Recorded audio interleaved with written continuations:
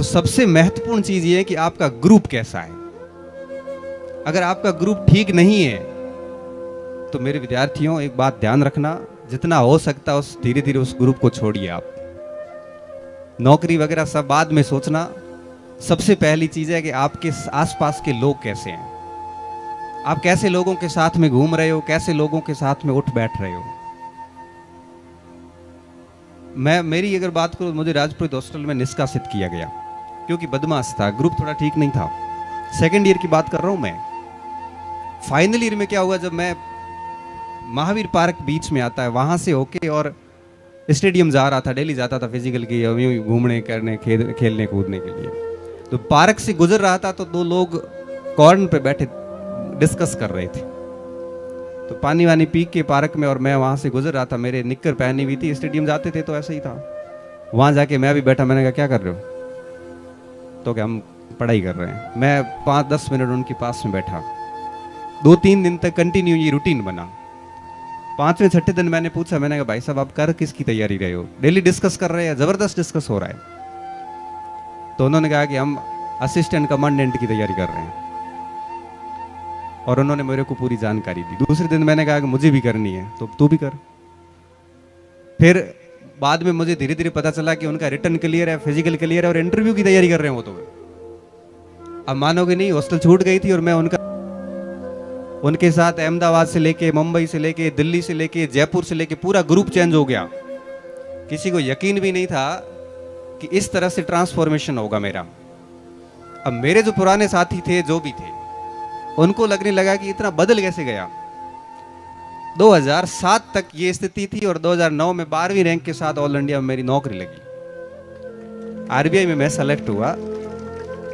मेरे गांव से लेके, मेरे मित्रों से लेके किसी को विश्वास नहीं था कि 10वीं में 49% एग्जैक्ट, एक नंबर ना ज्यादा ना कम बनाने वाला, अगर सेंट्रल गवर्नमेंट में बिना किसी कोचिंग के, अंग्रेजी आती नहीं थी, मैथ इतनी कमजोर थी, उसके बावजूद इकोनॉमिक्स का पेपर देके अगर पास होता है तो आप समझ सकते हो कि संगति का कितना असर होता है। ये सारा संगति का असर है। मैं उन दोस्तों को आज भी क्रेडिट देता हूं। और आज मैं आपको बहुत इंटरेस्टिंग बात बताऊं, जिस दोस्त की मैं बात कर रहा हूं उसका बच्चा अभी गुजरात कैडर से, गुजरात के अंदर से राष्ट्रीय इंडियन मिलिट्री कॉलेज में एंट्री करके पहली रैंक से एंट्री हुई है। हर स्टेट को एक सीट मिलती है रिम्स के अंदर। रिम्स में सिलेक्शन होना, जो लोग होते हैं उनको बहुत अच्छे से पता है कि कितनी बड़ी बात है। हमारे पूरे बाड़मेर में संभवतः वो पहला एडमिशन है, और गुजरात स्टेट में उसने, अभी एक ही सीट होती है हर स्टेट की, उस बच्चे की पहली रैंक है। उसके पिताजी जो मेरे बहुत अच्छे मित्र, आज भी मुझे गाइड करते रहते हैं कि कहां गलती कर रहे हो आप। तो कहने का मतलब है कि आप किस जगह जाने वाला हो, ये तय हो जाता है कि आपका ग्रुप कैसा है। तो मैं सभी विद्यार्थियों से यही कहूंगा, आप सभी से, कि अपना ग्रुप बढ़िया रखिए। सबसे पहला काम तो आप ये कीजिए। ये टारगेट छोड़िए कि मुझे आईएएस बनना है कि आरएस बनना है, ये तो आप सब छोड़ दो। क्यों? क्योंकि आप अभी सोच के जाओगे कि नहीं मैं कलेक्टर बनूंगा, और उम्मीदें जब टूटती है तो व्यक्ति संभल नहीं पाता वापस। इसलिए मेरा ये मानना है कि हमें ऐसे टारगेट लेके आगे नहीं, और वहां अगर आप फेल हो गए तो 5 साल वापस दूसरी वैकेंसी नहीं आएगी, तब तक आप क्या करोगे, फिर दूसरी वैकेंसी की तैयारी करोगे। अभी एक मेरे पास एक बहुत अच्छा प्रश्न आया, यहाँ ग्रुप में से आया, आप बच्चों में से, कितना बढ़िया प्रश्न दिया कि ज्यादातर विद्यार्थी प्रतिस्पर्धा की वास्तविक स्थिति को समझ नहीं रहे हैं। जो परीक्षा सबसे नजदीक होती है उसकी मौसमी तैयारी करके असफल हो जाते हैं। फिर आगे लिखा है, वे एकनिष्ठ भाव से एक परीक्षा की तैयारी करने के बजाय फॉर्म पर फॉर्म भरवाने से ज्यादा रुचि रखते हैं। ऐसे में इन अभ्यर्थियों को क्या करना चाहिए? ये बात मैं आपको फिर बताऊं। जब मैं कॉलेज में पढ़ा रहा था तो कुछ बच्चे लेट आए। मैंने कहा लेट क्यों आ रहे बेटा? तो सर हम पुलिस की कोचिंग कर रहे हैं। अच्छा, अब जब फर्स्ट ईयर के अंदर हम पढ़ा रहे हैं बच्चों को, और आप अगर कोचिंग जा रहे हैं, देखो मैं कोचिंग की आलोचना नहीं कर रहा हूं, मैं खुद 10 साल से कोचिंग पढ़ा रहा हूं, लगभग 15 से 20 हजार बच्चे पढ़ा चुका हूं, वो भी बड़े स्तर के। आज भी मेरे पास 10,000 के आसपास बच्चे हैं। आलोचना नहीं कर रहा हूं, लेकिन एक अवस्था होती है हर चीज की। 12वीं के बाद जैसे ही हम कॉलेज में जाते हैं, हम किसी परीक्षा का एक सिलेबस लेके किसी कोचिंग में जाएंगे, आपकी सोचने की क्षमता खत्म कर देंगे। एक विद्यार्थी अगर किसी की अंगुली पकड़ के जिंदगी आगे चलता रहेगा तो उसको पता ही नहीं चलेगा कि रास्ते की कठिनाई कैसी है, रास्ते किधर किधर मुड़ते हैं। अभी जब बाड़मेर से मैं सांचौर पहुंचा तो मुझे रास्ता नहीं मिला, हालत खराब होगी पूछ पूछ के। अब मुझे रास्ता पता है कहां से आया, क्योंकि पूछ पूछ के मुझे पता है। अगर सांचौर में घुसते ही एक बाइक आगे होती कि मुझे फॉलो करो सर, अपन अपी वहां चल जाते हैं, तो वापस जाते वक्त मुझे फिर किसी को पूछना पड़ता। क्यों? क्योंकि अगर आप किसी की अंगुली पकड़ के चलोगे तो आपकी सृजन क्षमता जो है वो खत्म हो जाएगी, आप सोच नहीं पाओगे। तो 12th करने के बाद में जब आप कॉलेज में घुसते हैं तो आप अपने बेसिक सब्जेक्ट सारे पढ़ो। ज्योग्राफी पढ़िए, इकोनॉमिक्स पढ़िए, हिस्ट्री पढ़िए, बेसिक साइंस पढ़िए, करंट अफेयर पढ़िए।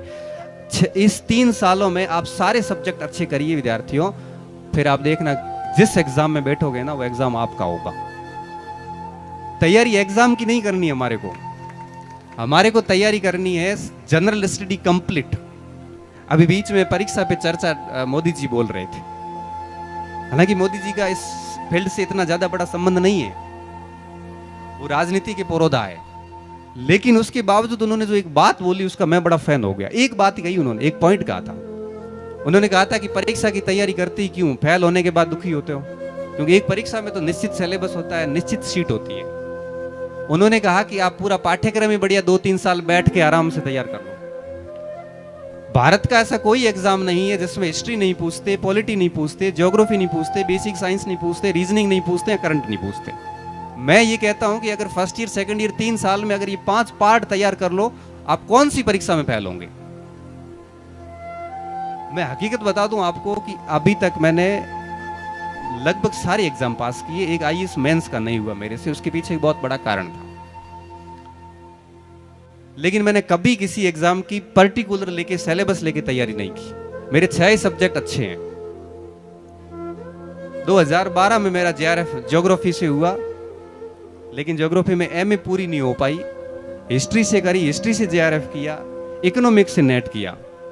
इकोनॉमिक्स और ज्योग्राफी दोनों मेरे आईएएस मेंस में सब्जेक्ट थे। 2010-11 की मैं बात कर रहा हूं। सेकंड ग्रेड में हुआ, फर्स्ट ग्रेड में हुआ, कॉलेज लेक्चर में हुआ, हेडमास्टर में हुआ, आरएस के इंटरव्यू देके आया, इंटेलिजेंस ब्यूरो का देके आया, आरबी में हुआ, नवोदय विद्यालय में 23वीं रैंक थी।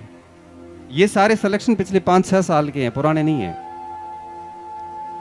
और आज भी अगर कोई एग्जाम में बैठूं तो मैं पास कर लूंगा उसको। क्यों? मैंने उस एग्जाम की तैयारी नहीं की, मैंने मेरे सब्जेक्ट को अच्छा रखा। मैं कहता हूं कि जैसे कोई खिलाड़ी है, कोई क्रिकेट का खिलाड़ी है या फिर कोई धावक है, आपको क्या लगता है 100 मीटर का धावक डेली 100 मीटर की प्रैक्टिस करता है? 100 मीटर का धावक डेली 10 किलोमीटर कम से कम दौड़ता होगा। कम से कम बता रहा हूं विद्यार्थियों, 40-40 दौड़ते हैं, क्योंकि उनको पता है कि अगर 10-20 किलोमीटर का स्टेमिना डेवलप करेंगे तो लास्ट 100 मीटर की जब दौड़ आएगी उस मंच पे, तब वो अपनी पूरी जान लगा देता है और उसका स्टेमिना इस कदर होता है कि मेडल लेके नीचे आता है। निशानेबाज वहां जाता है, 3-4 गोलियां चला के राउंड में वापस आता है।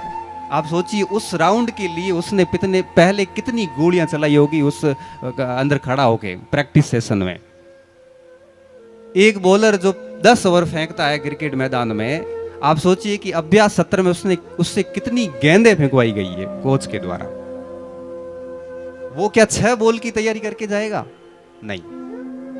इसलिए कहता हूं, मैं हमेशा कहता हूं, फर्स्ट ईयर में भी कहता हूं, जो बच्चे कोचिंग आते हैं उनको भी कहता हूं कि कॉलेज की जो लाइफ है 3 साल की, इसमें अपने सब्जेक्ट मजबूत कीजिए, किसी परीक्षा के पीछे मत भागिए। पीछे भागने से वो आपकी नहीं होगी। आप उन 3 सालों में अपने विषयों को इतना बढ़िया कीजिए कि 3 साल पूरे होते, क्योंकि आजकल क्या है ना कि जितनी भी परीक्षाएं हैं उन सब के लिए ग्रेजुएशन लगभग कॉमन कर दिया गया है। पटवारी 2 चाहे ग्राम सेवक 2, लगभग सभी में ग्रेजुएशन कर दिया, और नहीं किया तो 2 साल बाद लगभग सब में हो जाएगा।